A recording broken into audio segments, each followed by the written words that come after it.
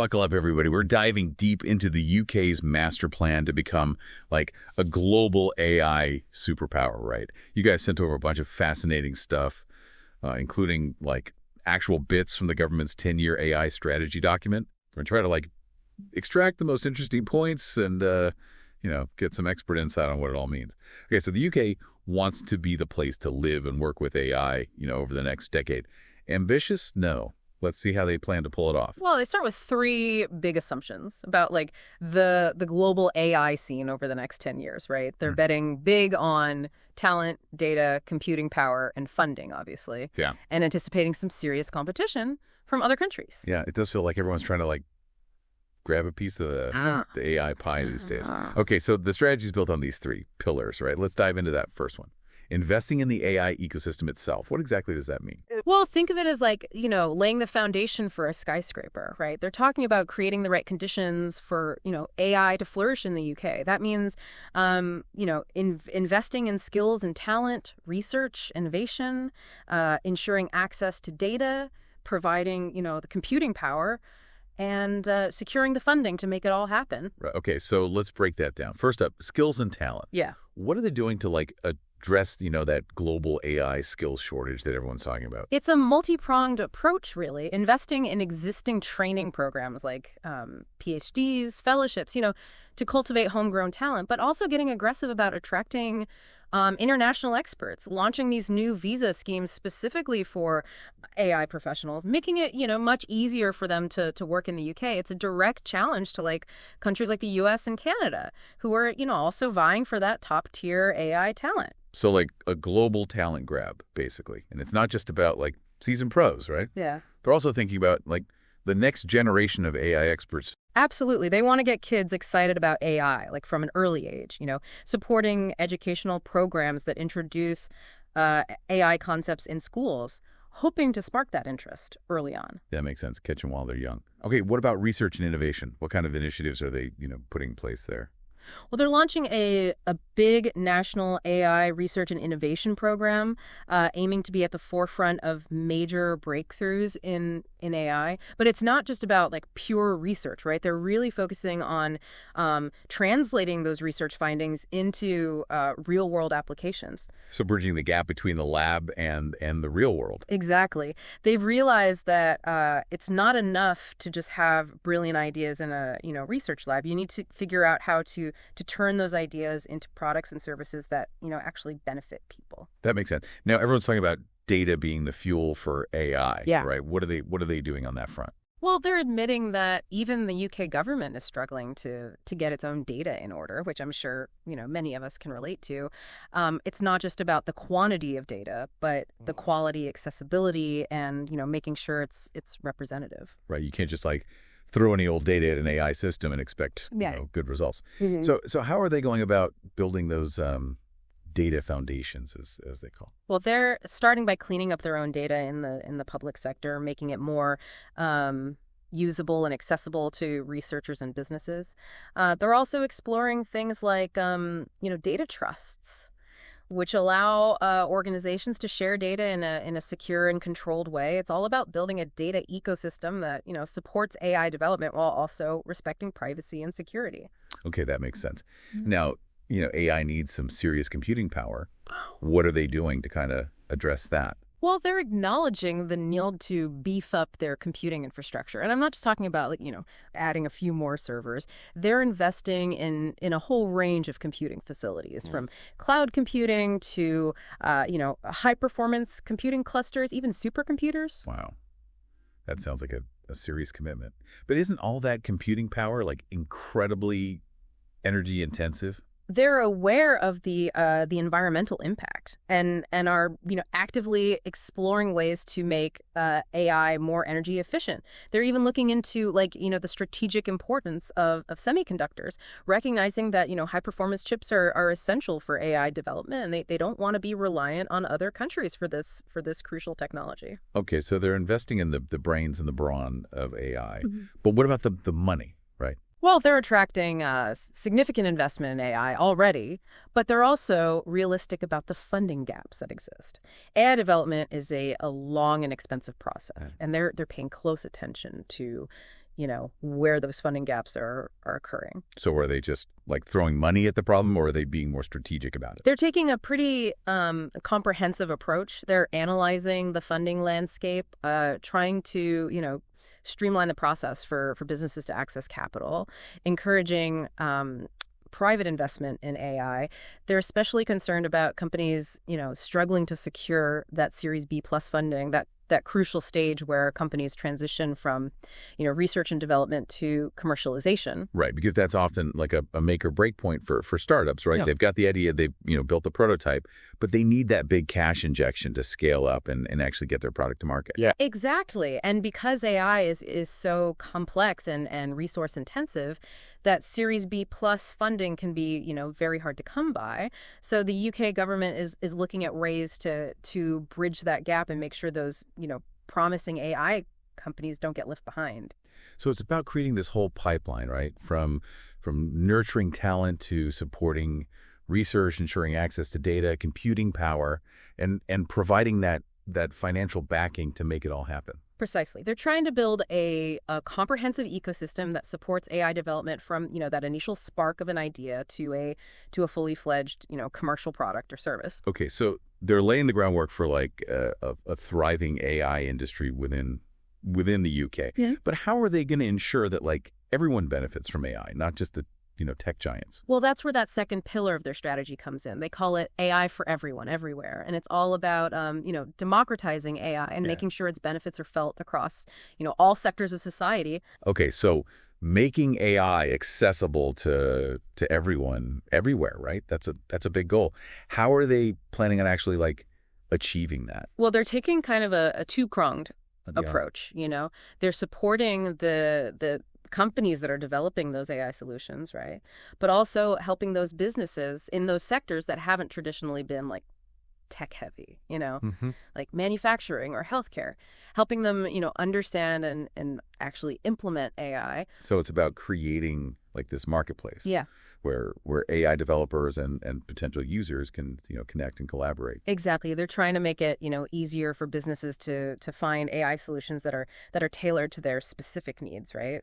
While also giving those AI developers a clear path to get their product out there. Yeah. It makes me think about all the small businesses out there that could really benefit from AI but don't even know where to start, Yeah. You're right. The UK government is acknowledging that, digital literacy and tech savviness vary widely across industries. So they're providing guidance and resources to help bridge that gap and empower more businesses to embrace AI. And we don't always think of the government as being at the forefront of tech, right? Mm-hmm. But they actually have like a huge role to play here, don't they? Absolutely. The public sector is a massive, potential market for AI solutions. Plus, the government can use AI to, improve public services and tackle some of those big societal challenges that we're facing, right? Like climate change, for example. I know they're really pushing this idea of using AI for like a greener future. Yeah, it's a key part of their strategy. They're talking about using AI to monitor the environment, to optimize energy systems, even to model climate change impacts, right? It's a powerful tool for making our planet more, sustainable. So they're not just focusing on the economic benefits of AI, right? But also like its potential to address some of the biggest problems humanity's facing. Exactly. They're looking at AI as a way to make, positive change on a global scale.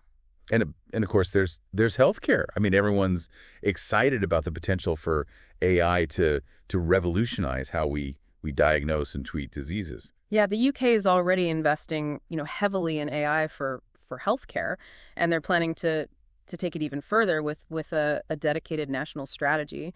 They're looking at everything from, earlier disease detection to personalized treatments, even using AI to relieve some of the pressure on healthcare workers. It is mind-blowing to think about the possibilities, but it raises some ethical questions, right? You're right. There are important considerations around data privacy, algorithmic bias, ensuring that AI is used to benefit all patients, right? Not just select few. So while they're, excited about the potential, they're not ignoring the potential downsides. Exactly. Responsible AI development is a key theme throughout their strategy. Okay, so we've covered investing in the AI ecosystem, right? And exploring how AI can benefit everyone everywhere.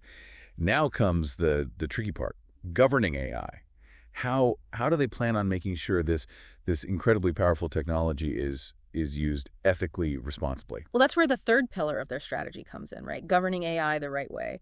They're trying to strike that delicate balance between, fostering innovation and protecting the public from potential harm. It's a tightrope walk, isn't it? Too Yeah. much regulation, you stifle innovation, Mm-hmm. right? Too little, and you risk some serious unintended consequences.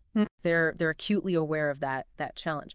Initially, they're leaning towards a sector-specific approach to regulation, empowering existing regulators to handle AI within their own domains. So for example, financial regulators would oversee AI in banking. Healthcare regulators would handle AI in medicine and so on. Okay, that makes sense. Those regulators already have deep expertise in their respective fields.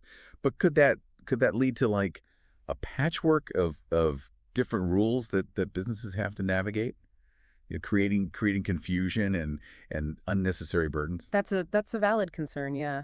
And it's something the UK government is actively trying to address. They're exploring ways to ensure consistency and avoid creating a regulatory maze for businesses. So finding that sweet spot where you have expert oversight without stifling innovation. Exactly. And they're not ruling out the possibility of introducing overarching AI principles or rules in the future if it becomes necessary. So keeping their options open. Yeah. It is interesting to see them grappling with these big questions. It really shows how complex this whole AI landscape is becoming. You're absolutely right. It's not just about the technology itself, right? It's about the societal impact, the ethical considerations, the long-term implications of integrating AI into every aspect of our lives. And it's all happening so fast. Yeah. It's almost like we're making the rules as we go along. That's true to some extent, but I think it's important to remember that these conversations about AI ethics and governance, they're not new. They've been going on for decades, right? It's just that now with AI becoming more powerful and more pervasive, those conversations are taking on a whole new level of urgency. Okay, so they're taking a nuanced approach to regulation, trying to define that balance between promoting innovation and protecting the public. But how do they plan on building trust in AI systems? I mean, how do you assure people that these complex algorithms are working safely and fairly? Well, they're focusing on something called AI assurance, which is all about building confidence in AI systems by creating mechanisms to evaluate and demonstrate that they're safe, reliable, and fair. So what does that look like in practice? Well, it could involve things like, independent audits of AI systems, right? Certifications that attest to their safety and reliability, the development of industry standards for responsible AI development. It's about providing, transparency and accountability, giving people the confidence to actually use and trust AI systems. So it's kind of like a safety inspection, but for algorithms? That's a good analogy. Just like, you wouldn't want to drive a car that hasn't passed a safety inspection. You wouldn't want to use an AI system that hasn't been thoroughly voted for safety, fairness, and reliability. And it's not just a domestic issue, is it? AI is a global technology, so they're going to have to, work with other countries to figure out how to govern it. Absolutely. The UK is actively engaging in international discussions and collaborations, working to shape global, AI norms and standards.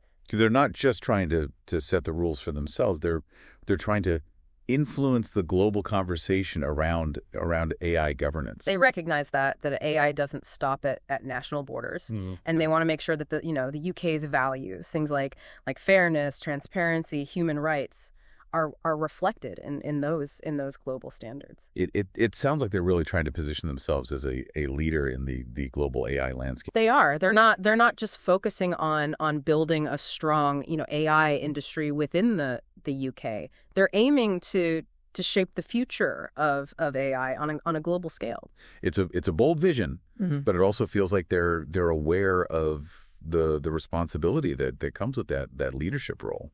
Yeah, and that's reflected in their emphasis on ethical AI development and their willingness to engage in these difficult conversations about, governance and regulation.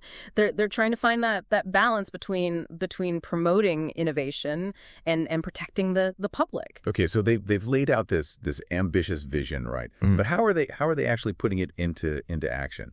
I'm curious to hear more about like the specific steps they're taking to achieve these goals. Well, they're not just relying on high level strategies and grand pronouncements. They're actually getting down to the nitty gritty of implementing concrete actions across all three pillars of their plan. Okay, let's unpack that. Where do we even begin? Well, let's start with their flagship initiative, right? The National AI Research and Innovation Program. Or R&I program, as they call it. This is really the engine driving their efforts to maintain the UK's position as a global leader in AI research. So this R&I program, it sounds like they're going all in on research. What are some of the key goals they've set for this? Well, it's not just about funding individual research projects, although that's certainly part of it.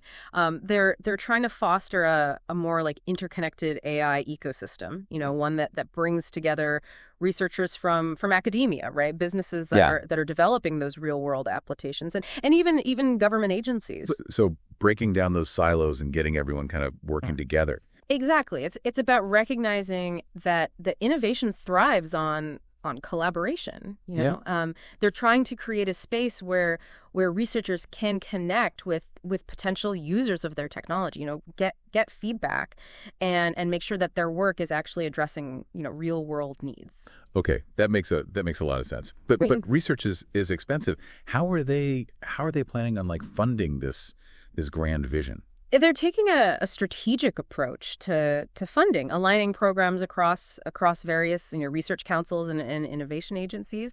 It's about pooling resources, avoiding duplication of effort, and making sure that funding is directed towards the most promising and impactful areas of AI research. Smart move. Avoids that too many cooks in the kitchen problem, right? But it's not just about technical advancements, is it? Yeah. They're also putting a big emphasis on responsible and trustworthy AI. Absolutely. It's woven into the fabric of the R&I program. They're not just chasing breakthroughs for the sake of breakthroughs.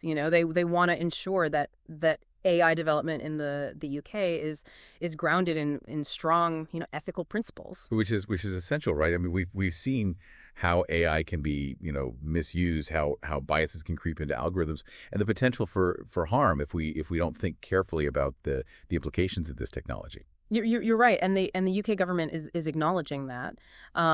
They're taking a very proactive approach to addressing those concerns, making responsible AI development a core part of their national strategy. Now we talked earlier about that global AI talent grab, right? What specific actions are they taking to attract and retain top AI talent in the UK? Well, they're investing in a range of initiatives, from supporting existing programs like PhDs and fellowships to launching new visa schemes, specifically designed to make it easier for AI professionals from overseas to work in the UK.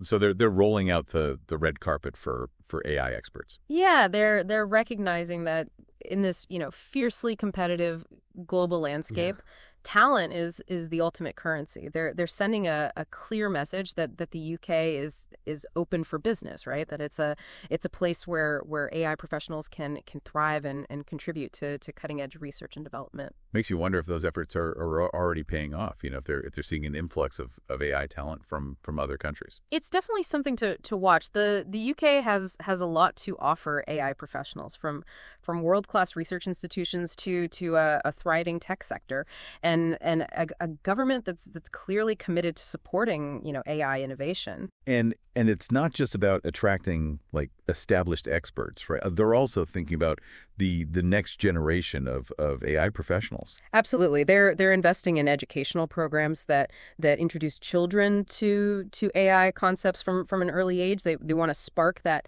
curiosity and and excitement about AI, hoping to inspire the next generation of innovators and problem solvers. It's about planting those seeds early on, right? Yeah. Making AI literacy as fundamental as learning to read and write. Yeah, they're recognizing that the AI is going to be a defining force in the 21st century, right? And they want to equip their citizens with the knowledge and skills to navigate this, rapidly evolving landscape. Okay, so they're investing in research, attracting talent. But what about the data itself, right? We talked earlier about how crucial data is to AI development. What are they doing to address the challenges of like data access and quality? Well, they're tackling this on multiple fronts. They're working to improve their own data foundations, starting with the public sector. They're cleaning up government data, making it more usable and accessible to researchers and businesses. They're also exploring new models for data sharing, like data trusts, Yeah. which allow organizations to pool their data in a secure and controlled way. So it's about creating an environment where data can be shared and used responsibly, right? Respecting privacy and security concerns while also fueling AI innovation. Exactly. It's a delicate balance, but they're taking a very thoughtful and comprehensive approach. Now we can't forget about computing power. AI is incredibly computationally intensive. What are they doing to make sure that the UK has the necessary infrastructure to support AI development? Well, they're investing, heavily in a range of computing facilities, from cloud computing to high performance computing clusters, even supercomputers. They're acknowledging that the UK needs to be at the forefront of computing technology to remain a leader in AI. That's a serious commitment. Mm-hmm. But isn't all that computing power a bit of an environmental paradox? Yeah, man. Considering their focus on using AI to fight climate change. They're not ignoring the environmental impact. In fact, they're actively exploring ways to make AI more energy efficient, right? Yeah. From developing, more sustainable algorithms to researching new hardware designs that require less power. So they're trying to address the environmental concerns head on. Yeah. Making sustainability a core part of their AI strategy. Mm-hmm. Yeah, they're recognizing that we can't solve one global crisis by creating another, right? They're committed to developing AI in a way that benefits both the economy and the environment. Okay, so they're investing in the brains, the data, and the brawn of AI, right? Yeah. But what about the money? How are they ensuring that there's enough funding to support all these ambitious initiatives? Well, they're evaluating the existing funding landscape, looking for gaps and barriers that might be hindering AI innovation. They're also streamlining the funding process, right? Making it easier for businesses to access the capital they need to develop and scale their AI solutions. So cutting through the red tape and making sure that the money gets to where it's needed most. Yeah, exactly. And they're not just relying on public funding, right? They're actively encouraging private investment in AI. Working with venture capitalists and other investors to make AI a more attractive investment opportunity. So trying to create that virtuous cycle, right? Where public investment stimulates private investment, leading to more innovation and economic growth. Essentially, they're playing the long game, trying to create a sustainable ecosystem for AI development in the UK. It sounds like they're really firing on all cylinders, But how do they plan on ensuring that all this investment and innovation actually translates into like tangible benefits for people's lives? Well, that's where the rubber meets the road, right? They're not just focused on building a thriving AI industry within the UK. They're actively promoting the adoption of AI across all sectors of the economy, from healthcare and education to manufacturing and agriculture. So making sure that AI isn't just a tool for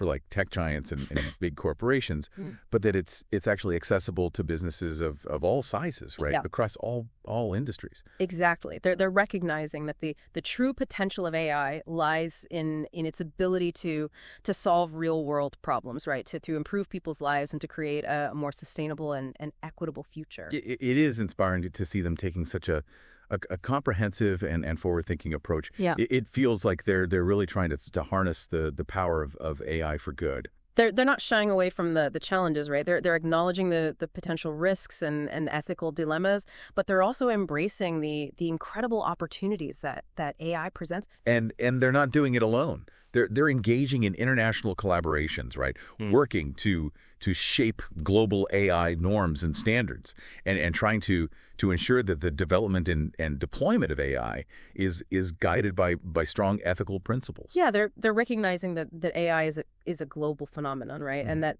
no single country can solve these challenges alone. It requires a collective effort, a shared commitment to responsible AI development that benefits all of humanity.